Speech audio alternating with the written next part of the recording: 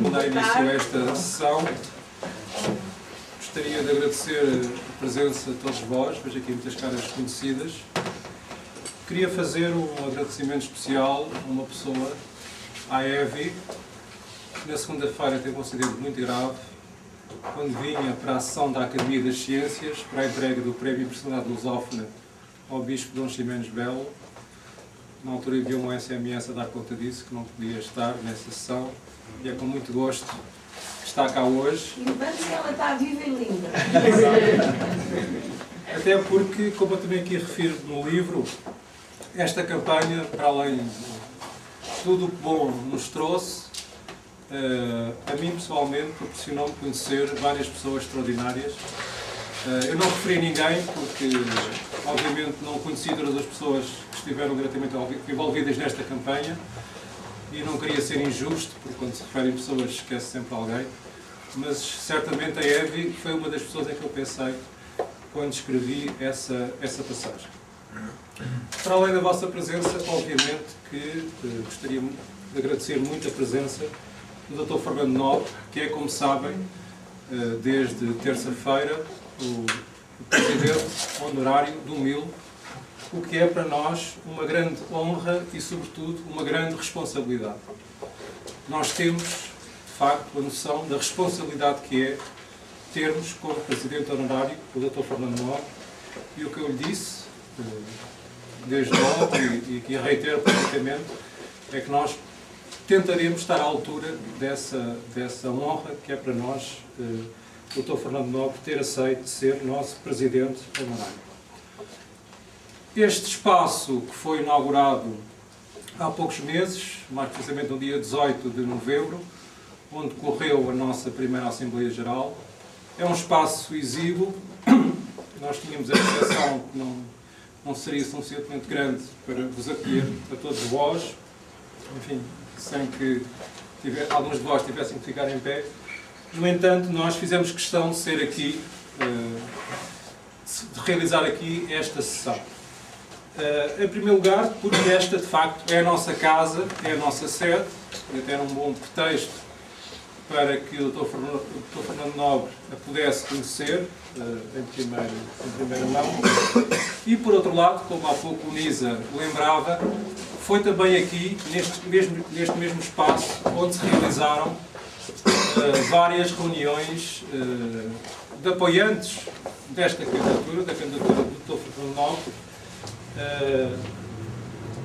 sobretudo no tempo em que, como sabem, a sede de Lisboa, a sede nacional, teve os problemas, enfim, que todos nós nos lembramos ainda. Quanto a este livro que aqui se vai ser, ele é sobretudo um testemunho, não apenas pessoal, mas sobretudo em nome do MIL. É assim que, de resto, encaro a função de Presidente da Direção, enquanto porta-voz de todo este movimento cultural e cívico que agrega já vários milhares de pessoas, não só em Portugal, mas um pouco por todo o espaço lusófono.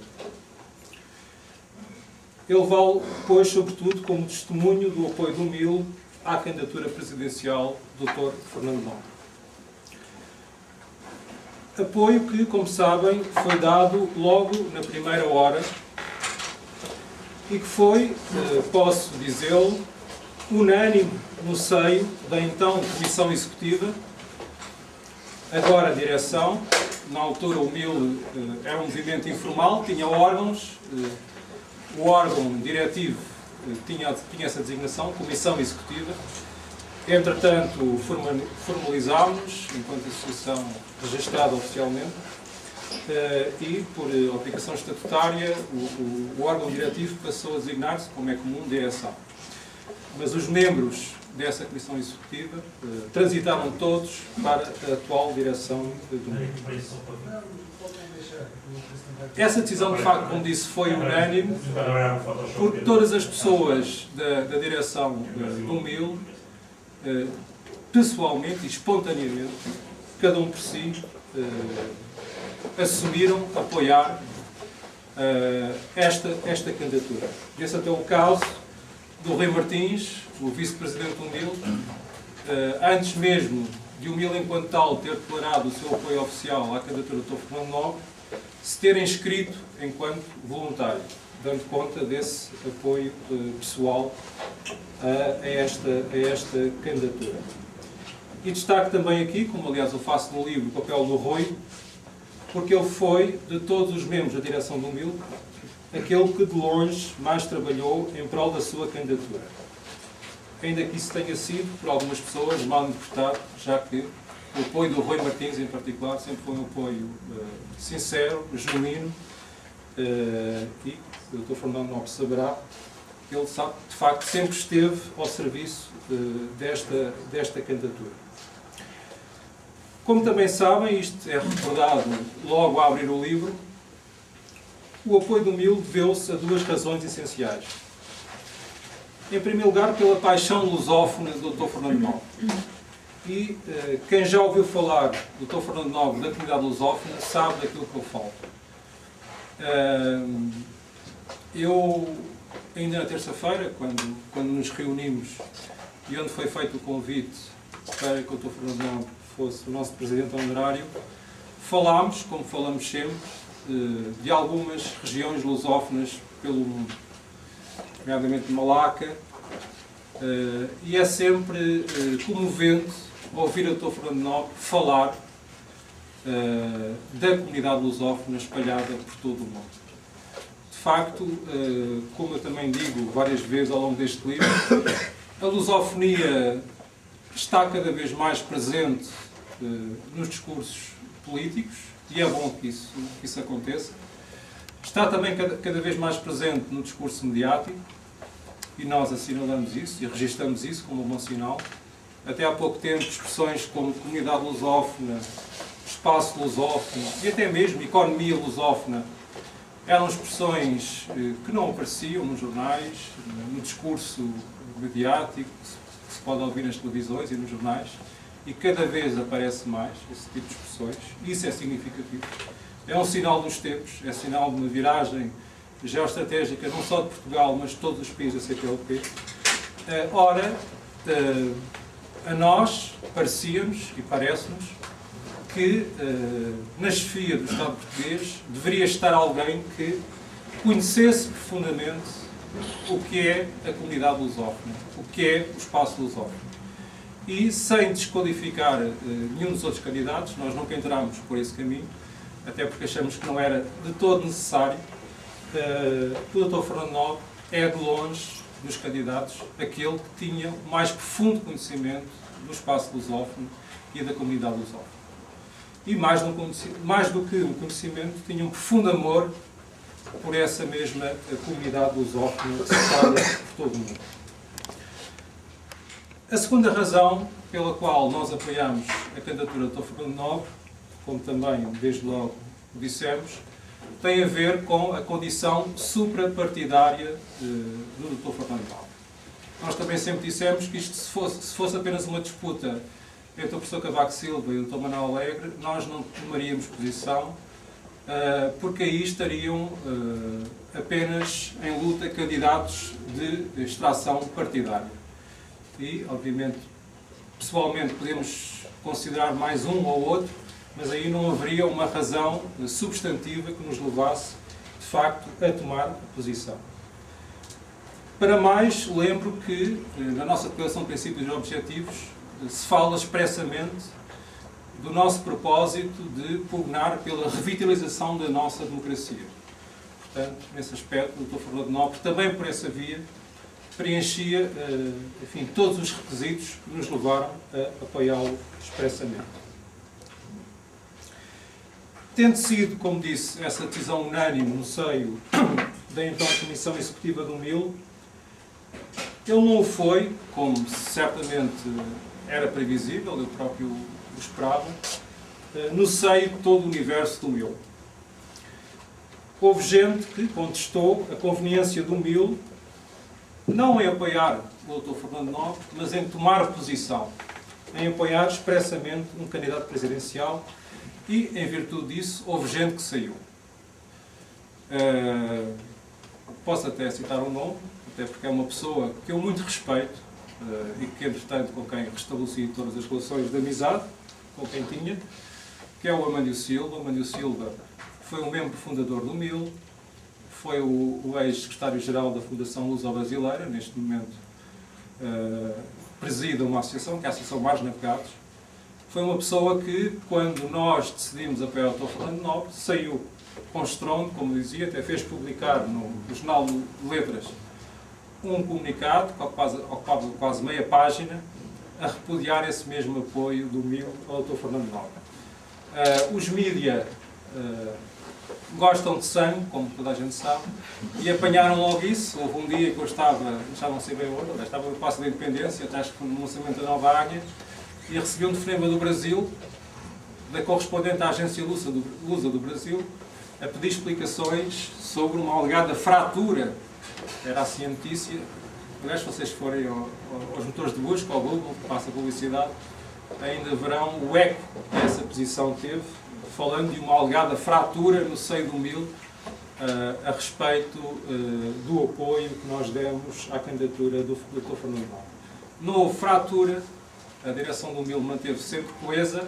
Obviamente, no universo de vários milhares de pessoas, há sempre alguém que, legitimamente, e nós não contestamos isso, discorda, ainda que, a esse respeito, a nível de argumentação, o que eu tenha dito, e tenho aqui escrito, e reitero, é que se o MIL defende, como defende, tão abertamente a convergência lusófona e a revitalização da nossa democracia, estranho seria, eu sempre vi as coisas ao contrário, eu nunca achei estranho que o MIL apoiasse o Dr. Fernando Nobre, o meu argumentário era sempre, estranho seria que nós não apoiássemos o Dr. Fernando Nobre. Estranho seria, dizia, que não apoiássemos uma candidatura que tão fortemente defende, entre outras, essas duas causas. Para mais, como tantas vezes acentuei, e aparece aqui desenvolvido no livro, vivendo nós uma situação extraordinariamente grave. Uma situação de grave crise estrutural que exige, de facto, a nosso ver, uma reorientação estratégica do país. Pois bem, para uma situação extraordinária, impunha-se um candidato extraordinário.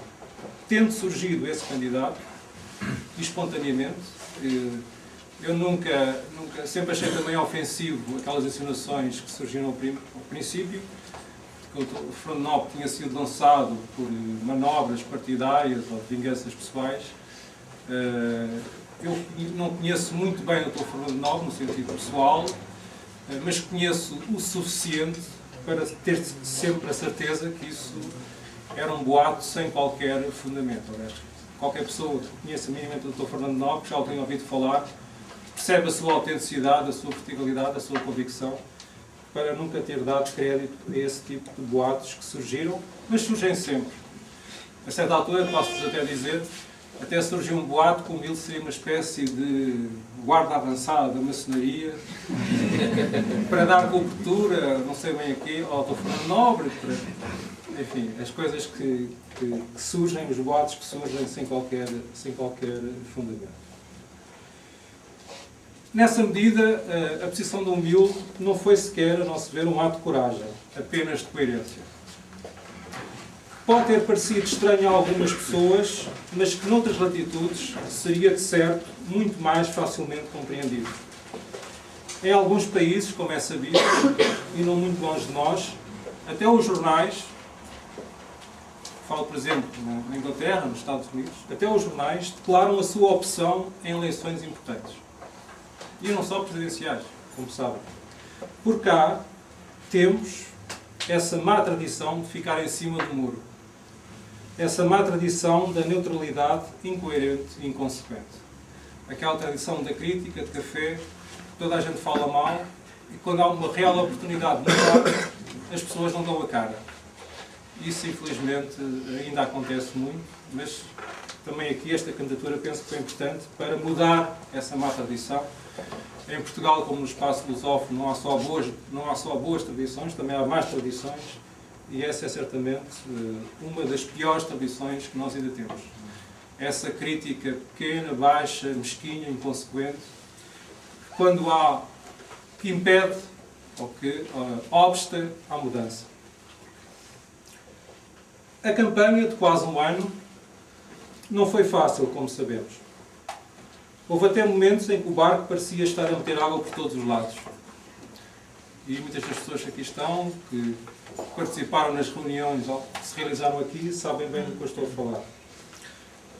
Nesses momentos, também houve gente que sugeriu ao MIL renegar o seu apoio à sua candidatura sob pena de nos queimarmos por inteiro. A essa gente respondi: quem abandona o barco em termos de tormenta são os ratos. Nós ficaremos até ao fim. Se cairmos, cairemos de pé, convictos de que estávamos no sítio certo. De resto, reitero, sempre houve uma inteira coesão na direção do MIL sobre isso, como aliás sobre tudo. A direção do MIL discute muito internamente, por vezes divergimos, mas para fora somos um bloco sem quebras de lealdade. E posso até dar um exemplo da petição que nós lançámos, da eleição do Lula da Silva, secretário-geral da ONU, em que tivemos a honra de ter como primeiro subscritor o Dr. Fernando Nobre, em que houve gente da direção do MIL que contestou fortemente essa opção. Posso até nomear o PIS, aqui à minha frente, não pode contestar isso, mas que jamais expressou externamente essa discordância. E isso é um reconhecimento da lealdade que há entre nós. Nós, para fora, de facto, somos um órgão, um bloco, e, portanto, falamos apenas a uma só voz. Na reta final desta campanha, o cenário foi melhorando, sendo visível a imensa simpatia com que o Dr. Fernando Nobre era recebido nas ruas. Isso foi transparecendo, a meu ver, nas televisões e nos jornais, apesar do boicote, orquestrado ou não, mas objetivo dos mídias em relação a esta candidatura, isso foi transparecendo. Por poucos segundos que fossem, era essa simpatia que o Dr. Fernando Nobre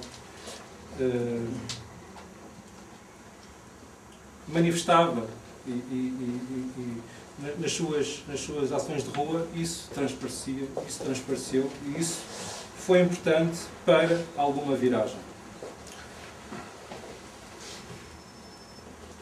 Estou de resto convencido que se a campanha tivesse durado mais 1 ou 2 semanas, o resultado podia ter sido ainda melhor do que aquele que foi.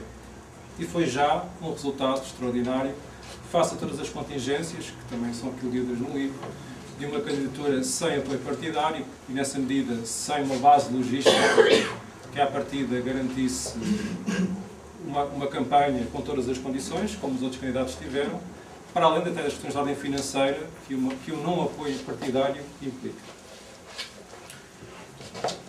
Faço questão de vos dizer aqui, a esse respeito, que o MIL não reclama qualquer parcela, por mais ínfima que seja, dessa massa de portugueses que votou em si. Até pelo ambiente pouco propício à discussão de ideias que se foi adensando ao longo da campanha, infelizmente. Como sabem, de facto, a certa altura a campanha derrapou numa mera troca de insultos e de insinuações, e também o Dr.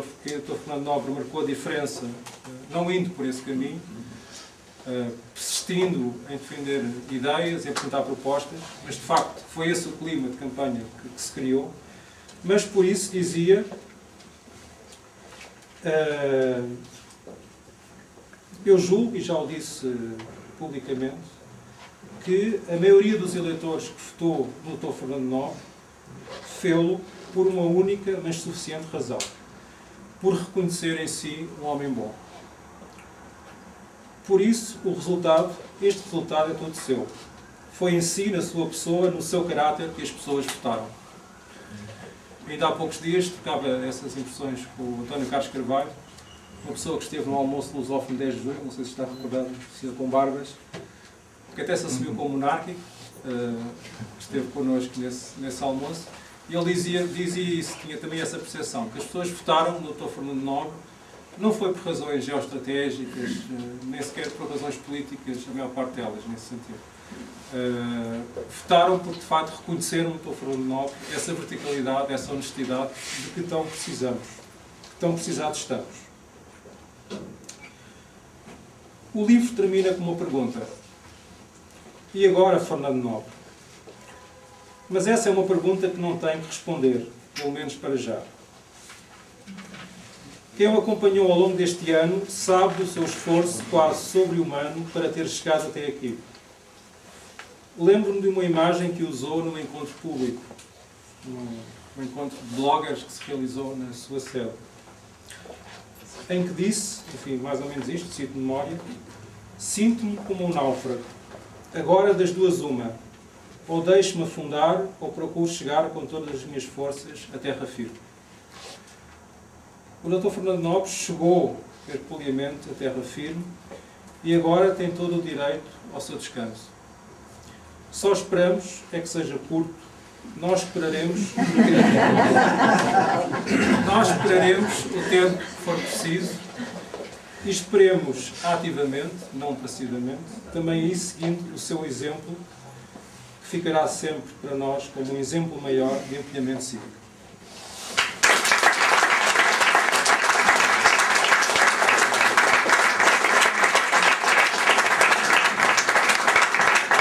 Para mim, Dr. Renato Epifânio, infelizmente hoje em dia eu já não posso falar apenas como presidente da Fundação AMI, ou até como académico, enfim, professor da Faculdade de Medicina de Lisboa, onde para a semana darei as minhas 30 horas de aulas semestrais.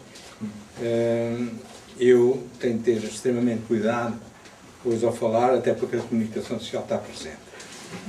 Eu começo por responder-lhe à pergunta à qual eu já dei respostas. Para quem me conhece e sabe que efetivamente, sem ser um anjo, eu penso que poder-me definir como uma pessoa boa, mal daqueles que confundem bondade com fraqueza. Eu sempre fui bom, eu nunca fui fraco. E por isso, nunca houve, não há, nem haverá ninguém, no nosso país ou fora dele, para me empurrar por caminhos por onde eu não queira ir. Isso podem me perguntar nos jornais, em entrevistas, e agora Fernando Nobre, o agora sou eu que o determinarei e que o afirmarei no momento em que eu achar oportuno. Este é o meu destino, este é o meu desígnio e não permito a ninguém interferir nessa minha decisão. Como eu disse no Facebook, em finais de maio, eu tomarei a minha decisão. Deixei claro no texto que lá pus que uma coisa já podia afirmar. Eu reafirmo. Não fundarei nenhum partido político. Disse também nesse texto. As únicas coisas que eu reassumiria como reassumi eram as minhas funções de Presidente da Fundação AMI e eram as minhas aulas na Faculdade de Medicina. Todas as minhas outras funções, nomeadamente o de Presidente da Mesa da Assembleia Geral do Instituto da Democracia Portuguesa e muitas outras, mantenho-as suspensas até tomar a minha decisão em finais de maio. Até lá, porque tenho lido, tenho saído na comunicação social, inclusive este fim de semana, não vale a pena virem-me dar conselhos. Da mesma maneira que dia 19 de fevereiro, quando me candidatei, filo por decisão unipessoal, por imperativo de consciência, por imperativo moral e de cidadania, assim eu decidirei em finais de maio. Se o tempo é longo ou curto, isso a mim me compete julgar. Eu sempre disse também, e reafirmo aqui, que de todos os votos que eu poderia ter nesta candidatura, o único voto que me pertence é o meu. Todos os outros votos são de cidadãos livres. Mal seria que eu me fizesse agora dono de quase 600 mil votos.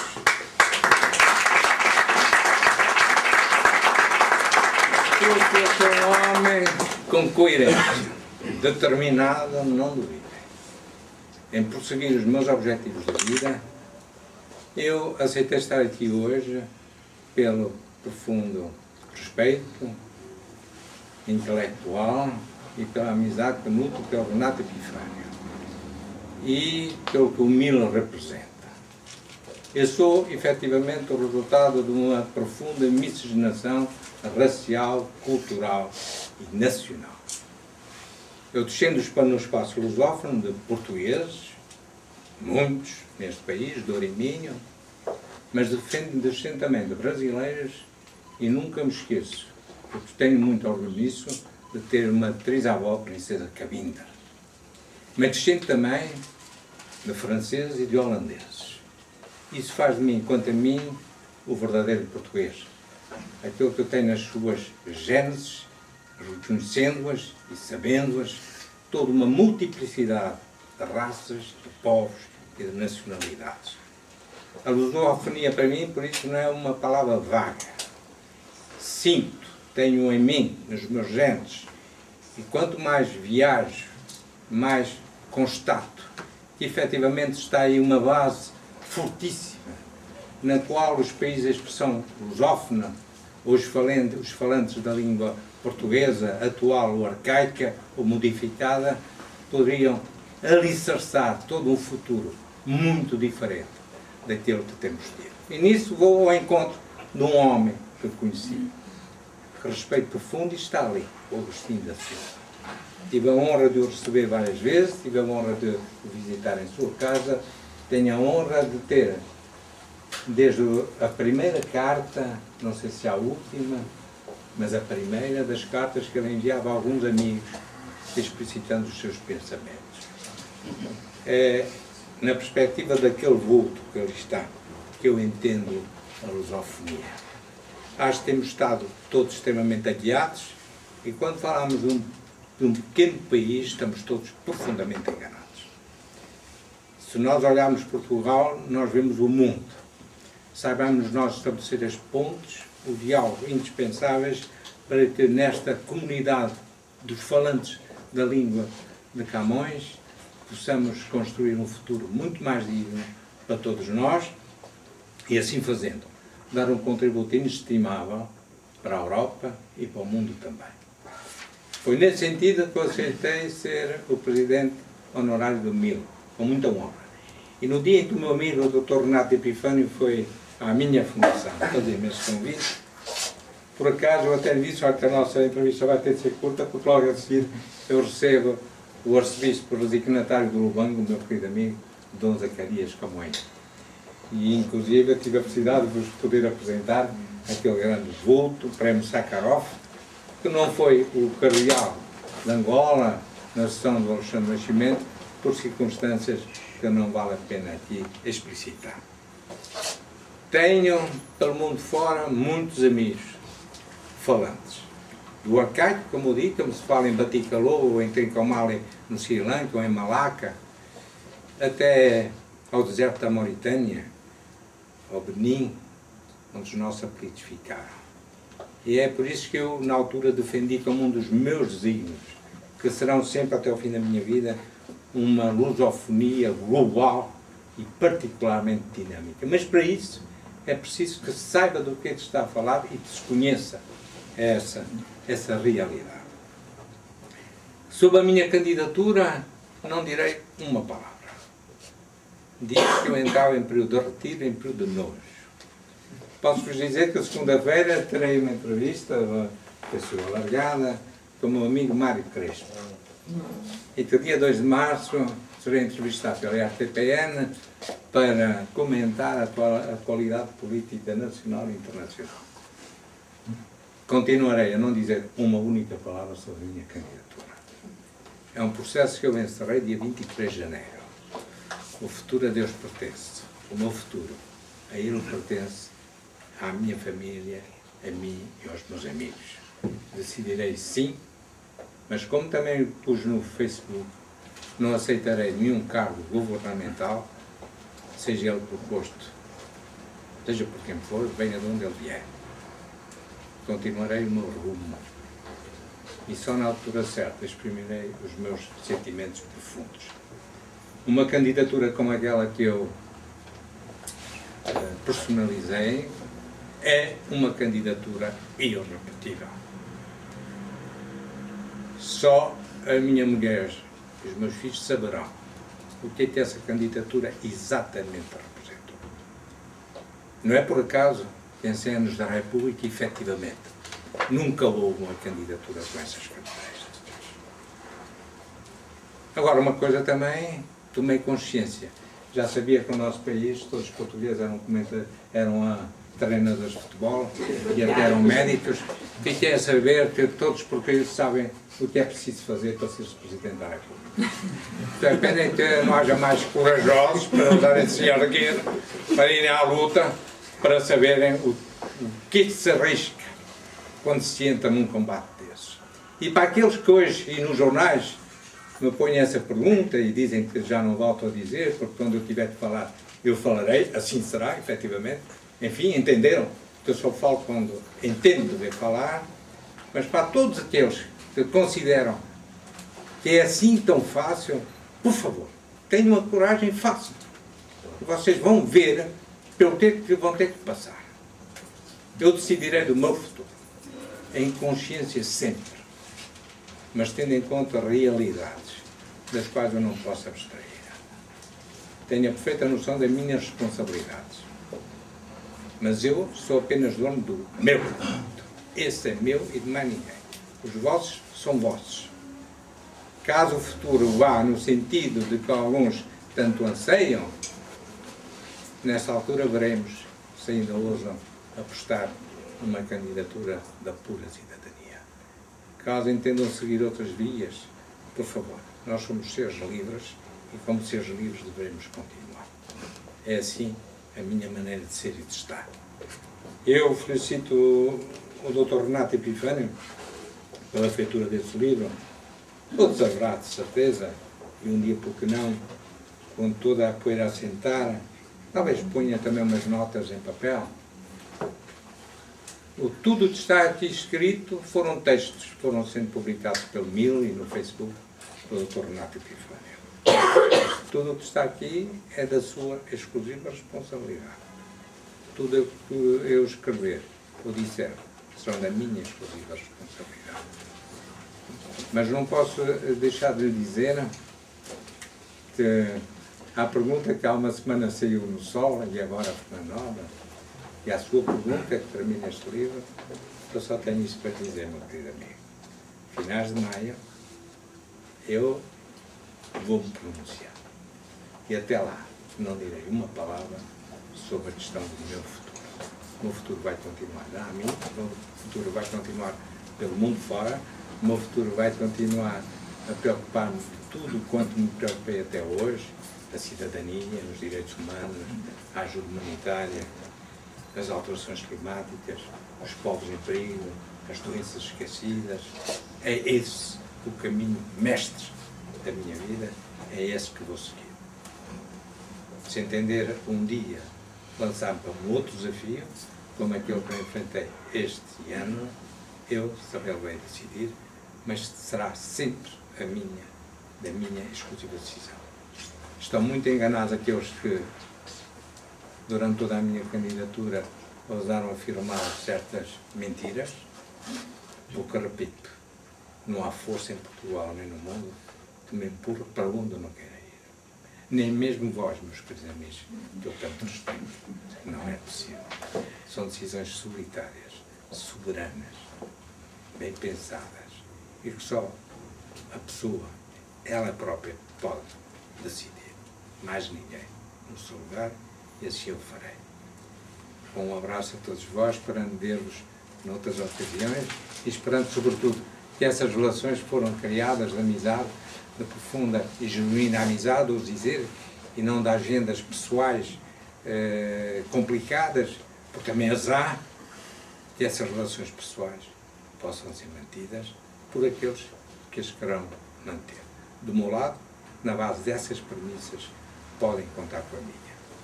Um grande abraço.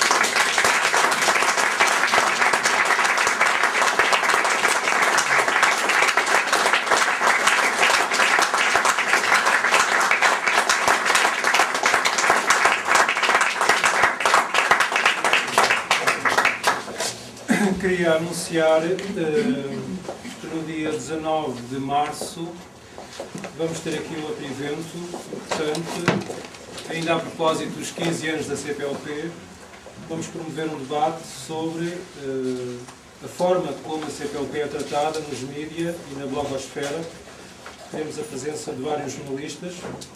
Nesse mesmo dia também se fará aqui o pré-lançamento do 7º número da Nova Águia, cujo tema é Minha Pátria, a Língua Portuguesa, nos 15 anos da CPLP. Fica então o convite feito, 19 de março, sábado, às 4 da tarde. Espero que muitos de vós possam estar presentes. Uma vez mais, muito obrigado. Com a sua aprovação, quero só uma palavra. Até hoje, a única coisa que aceitei, efetivamente, é ser Presidente do Mundo.